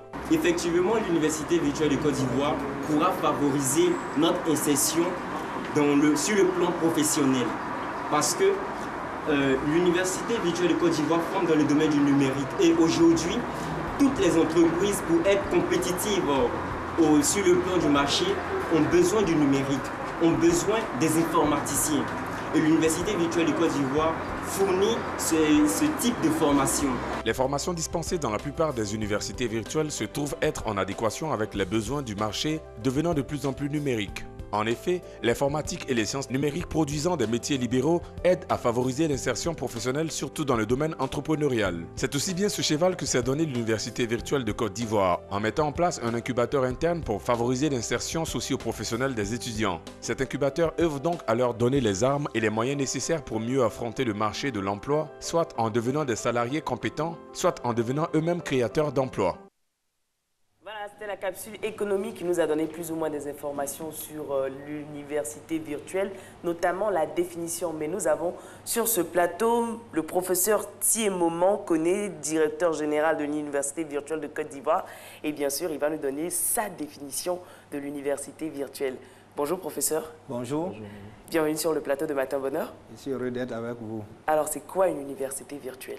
L'université virtuelle est cette innovation dans l'enseignement supérieur qui permet de rapprocher l'enseignement supérieur de l'apprenant. L'université virtuelle, c'est cette université qui se déplace vers l'étudiant. C'est cette définition que nous pouvons donner pour que tout le monde comprenne. C'est vrai, nous nous appuyons sur la formation à distance, mais ici, il faut comprendre que c'est une université qui se déplace pour aller vers l'étudiant et non le contraire. Comment ça fonctionne concrètement? L'université virtuelle est dans le système licence, master, doctorat, mais avec un modèle pédagogique très innovant, en ce sens que les cours ne se font pas de manière synchronisée, donc ça donne plus de flexibilité à l'apprenant. L'emploi du temps ne se fait pas comme ce que nous avons l'habitude de voir. L'étudiant a des activités à faire par semaine et il y a cette flexibilité, il peut s'organiser pour qu'il puisse faire ses activités. Il n'y a pas cette contrainte synchronisée où, quand le professeur et l'étudiant ne sont pas en même temps dans le même espace, le cours ne peut pas se faire. Avec la formation à distance, ça peut se faire de manière asynchrone. Alors, ça tombe bien, puisqu'on parle de formation. Vous êtes avec le professeur Fernand Kwame, il est directeur des affaires académiques et pédagogiques de l'université virtuelle. Professeur, bonjour. Bonjour. Alors, ça se passe comment pour mettre en place la politique académique et pédagogique d'une université qui est virtuelle? C'est quoi sa particularité? La particularité de l'université virtuelle, c'est une université qui utilise l'éthique. C'est-à-dire que nous allons utiliser les moyens informatiques et Internet qui brisent les barrières. Il n'y a plus la barrière physique de se rendre dans un endroit pour faire un cours, parce que le cours peut être donné et on peut le recevoir partout, à Korogo, à Daloa, à San Pedro ou même à Abidjan, chez soi. C'est une université donc qui utilise ces moyens qui sont des moyens qui s'imposent. Après la révolution industrielle, c'est l'une des révolutions dont l'Afrique doit s'embarquer, parce que, comme le disait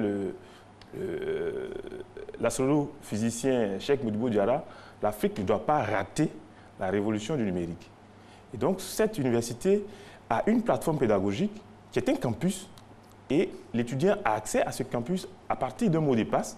Donc, il est identifié et il a accès à sa classe. Il a une classe virtuelle et tout est organisé comme dans les universités physiques, sauf que la barrière de temps, la barrière physique, les briques sont décloisonnées et l'étudiant a accès à son cours qui est dispensé par des enseignants également qui utilisent des nouvelles techniques.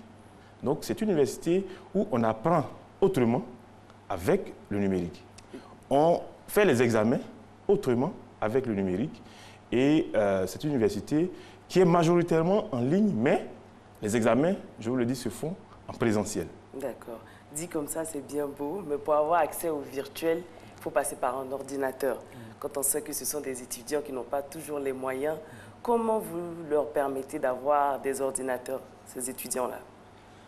Effectivement, nous avons le programme Un étudiant, un ordinateur qui permet à tous les étudiants, y compris les étudiants de l'université virtuelle, d'avoir accès à un ordinateur.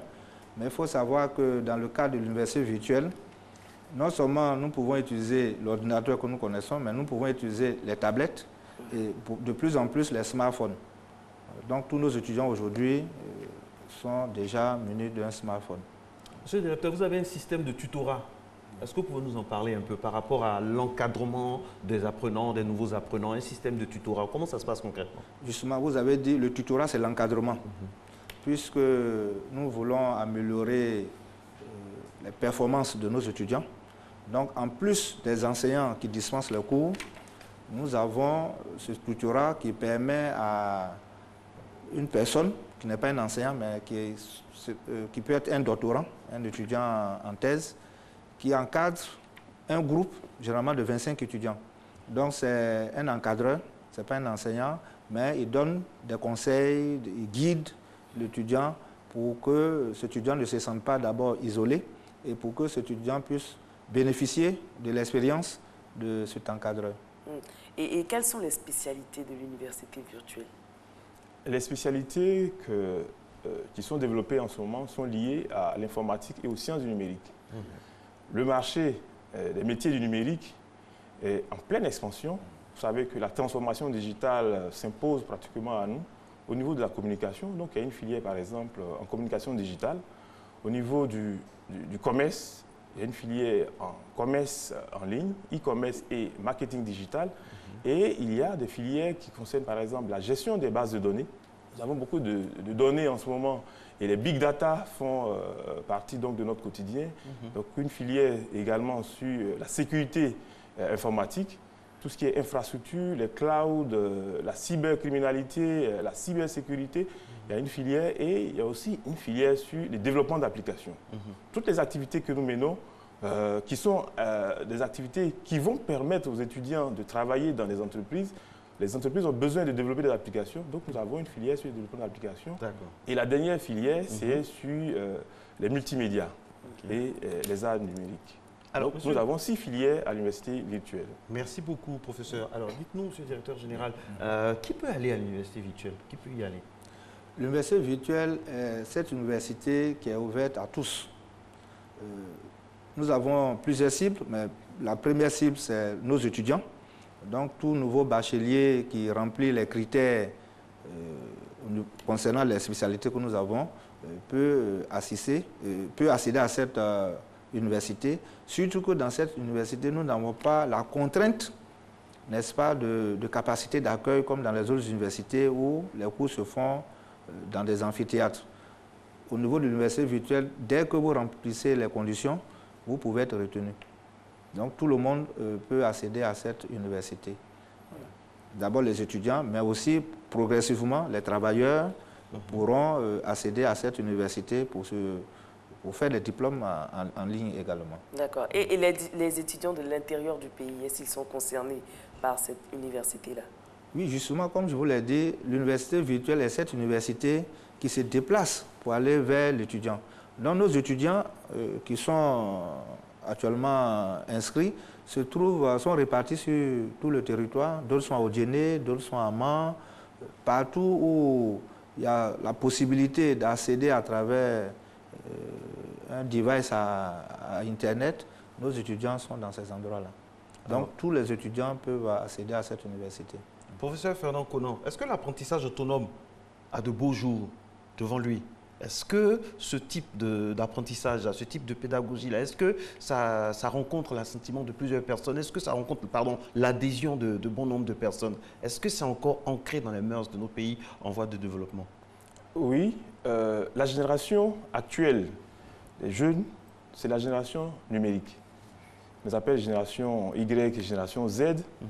Vous êtes à la maison, si vous coupez Internet à la maison, vous voyez que tout le monde est malheureux. C'est les étudiants de ce moment qui baignent dans le numérique. Les enfants, même, je l'ai dit, de moins de 5 ans, savent utiliser même un device. Oui, tout le monde a une tablette. Tout le monde a une tablette. Chacun a une tablette. Voilà, et donc c'est une génération qui est pratiquement préparée à ces outils qui, pour nous, sont des outils nouveaux, mais eux, ils baignent dans cet environnement. D'ailleurs, c'est nous qui devons nous adapter à cet environnement. C'est pourquoi nous avons des problèmes de compréhension et on pense que c'est un modèle qui souffre parce que nous, qui avons été formés dans l'ancien système, on se dit que c'est un nouveau système et on a besoin d'imprégner les gens alors qu'ils baignent dans cet environnement. Donc, les étudiants de maintenant, ou tous les apprenants de maintenant, sont déjà dans le numérique. Et donc, il faut les accompagner, il faut les rendre autonomes Vous demandez à un étudiant ou à un enfant à la maison de vous installer un logiciel sur votre machine, mais il arrive à aller chercher à partir des moteurs de recherche et à retrouver une vidéo qui lui permet d'installer le logiciel.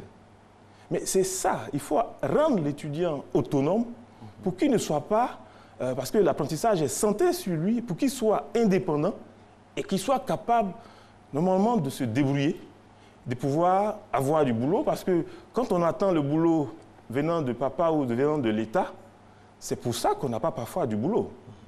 Justement, ceux que vous formez là, est-ce qu'ils sont prêts? Est-ce qu'ils ont les mêmes aptitudes que ceux qui ont fait des études avec du monde autour, avec des professeurs physiquement permanents, 365 jours, enfin, tout au long de l'année? Est-ce que sur le terrain, on constate une certaine particularité? Est-ce qu'il y a la marque, il y a le sceau de l'université virtuelle sur leur manière de travailler? Oui, je suis un puits produit également du numérique. J'ai appris, je me suis formé un peu au management sur des cours qui sont dispensés dans des universités américaines ou des universités canadiennes. Étant en Côte d'Ivoire. Étant en Côte d'Ivoire. J'ai également, en tant qu'enseignant, conçu, avec l'université, l'école polytechnique fédérale de Lausanne, un cours en ligne qui était un MOOC, qui est dispensé également à travers le monde entier. Et donc, nos étudiants qui sont à la première promotion, qui baignent là, donc dans cet environnement-là, pourront normalement, si, je l'ai dit, si ces étudiants avec la motivation et l'autonomie qu'on leur permet d'avoir s'embarquent, parce que même ceux qui sont en présentiel, s'ils n'ont pas envie de travailler, ils ne travailleront pas. Et donc, nous leur donnons toute l'autonomie nécessaire pour que ces étudiants soient, je l'ai dit, opérationnels et que les compétences, parce que les différentes compétences que nous développons, il y a les compétences techniques, connaître un peu l'utilisation des outils, de l'informatique, mais les compétences aussi managériales. Les étudiants qui font des cours de management, des cours de gestion des projets, des cours de création d'entreprises et qui vont leur permettre même de créer des entreprises. D'ailleurs, le club des blogueurs, des entrepreneurs libres a été installé il y a quelque temps à l'université virtuelle, qui permet à ces étudiants-là, qui ont des projets, d'être accompagnés par le canal de notre incubateur pour normalement créer leurs propres entreprises. D'accord, vous êtes à la première promotion, vous l'avez dit. Oui. Vous ne rencontrez pas de difficultés avec les étudiants. Et quelles sont les difficultés particulières que vous rencontrez? Les difficultés, comme toutes les universités avec les étudiants, l'une des difficultés, c'est l'accès aux devices. Ils ont des problèmes d'avoir du matériel informatique, ils ont des problèmes également de connectivité, mais ça c'est à l'échelle nationale, avec la connexion avec Internet. La connexion Internet. Et donc il y a des problèmes qui sont signalés, mais comme la pédagogie est flexible, même lorsqu'il y a eu un défaut de connexion, mais si la connexion revient, l'étudiant a accès toujours au cours et il peut arriver à rattraper cela. Ok. Monsieur le directeur général, il y a combien d'étudiants en ce moment-là, au moment où nous parlons? Nous avons 5500 étudiants. D'accord. Et je rappelle que pour l'année scolaire 2016-2017, il y a eu une nouvelle formation, c'est ça, on va dire ça comme ça, avec l'État qui a annoncé l'ouverture de la licence informatique et sciences du numérique. Est-ce que l'aide de l'État est en adéquation avec vos attentes? Parce que c'est un secteur principalement où ça va vite, ça évolue très très vite. Est-ce que ça se passe bien avec la connexion avec l'État afin d'être au diapason? Parce qu'il y a beaucoup d'universités virtuelles en Afrique. Oui, il faut dire que l'Université virtuelle de Côte d'Ivoire a la particularité de s'appuyer sur les universités et grandes écoles publiques existantes et également d'être en appui à ces universités et grandes écoles déjà existantes. Donc c'est une particularité, ce qui fait que les moyens de ces universités existantes sont les moyens de l'université virtuelle. Et l'université virtuelle aussi apporte des appuis pour développer justement le numérique éducatif. Donc la filière informatique et sciences du numérique est cette filière qui se trouve directement au sein de l'université virtuelle. Mais il faut savoir que les autres filières qui sont dans les autres universités doivent aussi bénéficier, n'est-ce pas, de cette nouvelle manière de faire pour que tous ces étudiants ivoiriens puissent baigner justement dans le numérique. Voilà. Ça, c'est cette particularité aussi. Une des particularités aussi, monsieur le directeur, c'est que ce type d'enseignement en ligne a été initié à dessein afin de résorber les difficultés liées aux effectifs pléthoriques. Là, c'est franchement, ça permet comme ça de pallier, de régler ce grand nombre d'étudiants là qu'on voit parfois dans les amphis pratiquement par terre. Là, ça déjà, c'est bon. Justement, ça, c'est le sureffectif. Parce que nous n'avons pas encore assez d'étudiants pour aller à l'émergence. Mais les infrastructures existantes n'arrivent plus à contenir le faible nombre d'étudiants que nous avons. Parce qu'il nous faut à peu près au moins 2% de la population dans l'enseignement supérieur pour converger rapidement vers l'émergence. Donc nous avons un problème de sureffectif avec le modèle en présentiel, mais avec l'université virtuelle, comme je l'ai dit, dès que vous remplissez les conditions, vous êtes accepté. Voilà. D'accord. Et comment se font les compositions? Les examens se font d'abord tout un processus qui permet de lancer la composition et de demander aux étudiants de s'inscrire dans des centres de composition. Pour cette année, nous avions 4 centres de composition: Abidjan, Korogo, Daloa et Bouaké. Et donc l'étudiant qui se trouve à Bouaké ou à Katiola choisit le centre qui est le plus proche. Et l'étudiant se rend donc dans cette université. L'université, c'est différentes universités dans cette ville. Et les compositions se font sur leur machine, leur ordinateur, mais en présentiel. Contrôle physique de la personne, de son identité, et la composition se fait sous surveillance en présentiel. Le dispositif est fait de telle sorte que lorsqu'il a accès donc, à la plateforme, il arrive à composer. Et à la fin de l'examen, mon équipe de technopédagogie a déjà des résultats. Ce qui nous permet déjà 2 ou 3 jours après les examens, même de 3000 étudiants qui ont composé dans 10 matières, de pouvoir délibérer pour dire qu'il est admis ou il n'est pas admis. Donc les compositions se font en présentiel pour garder également ce caractère-là de ne pas dire que tout se fait à la maison et qu'il n'y a pas de suivi, il n'y a pas de sécurité. Et donc les examens se font en présentiel. Et à côté de tout cela, avant les examens, est-ce qu'il y a un quotidien, un encadrement, à part les cours qui sont envoyés virtuellement? Oui, il y a tout un encadrement parce qu'il y a un emploi du temps qui est élaboré et le cours est déposé, je vous donne un exemple, le lundi. Et l'étudiant a jusqu'au dimanche pour parcourir le cours, faire les exercices et rendre ses devoirs. Il y a des travaux, des exercices à faire, des travaux pratiques ou des travaux dirigés qui sont des ressources.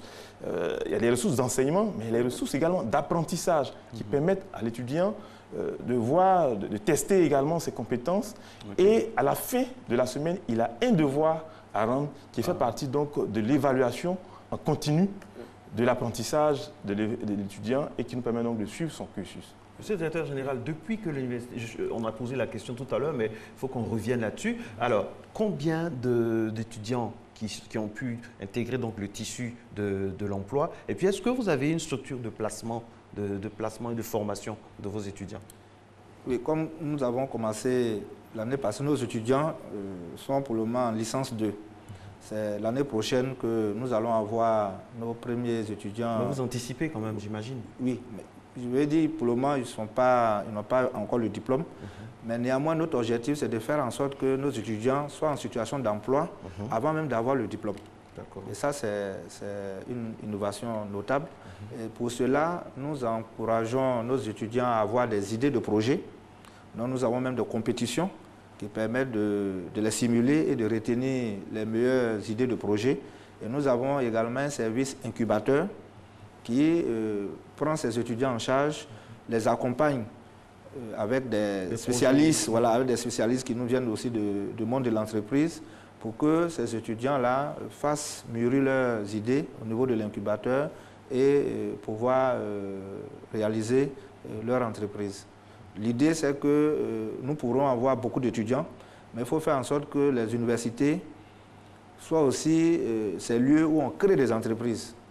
Comme ça, quel que soit le nombre d'étudiants, nous pourrons mitiger le problème de l'emploi. En un mot, les étudiants en devenir doivent s'inscrire, ne doivent pas hésiter à s'inscrire à l'université virtuelle parce que l'employabilité est garantie. Oui, il y a même, comme on le dit, il y a des cours sur l'entrepreneuriat. En première année déjà, des cours sur l'entrepreneuriat, la création d'entreprises, la gestion de projets, des projets numériques. Et d'ailleurs, les concours que nous avons lancés pour la première session, des concours sur l'entrepreneuriat, ont permis déjà de sélectionner un groupe d'étudiants qui sont déjà créateurs d'entreprises. Merci, messieurs. Monsieur le directeur général, vraiment beaucoup de courage. Merci. Pour les efforts, ce n'est pas évident. Merci. Et puis, on vous souhaite, en tout cas à vous aussi, une bonne politique académique et pédagogique pour que vraiment nous puissions venir ici faire le point et parler donc des lauriers glanés par les étudiants et même par toute l'équipe de l'Université virtuelle de Côte d'Ivoire, mesdames et messieurs, qui était au centre de cette première thématique de la semaine. On vous souhaite une très bonne journée, Nessie, très bonne journée. Merci. Et puis, on se retrouve toujours avec votre magnifique sourire demain. À demain. Au revoir. Merci aussi à vous.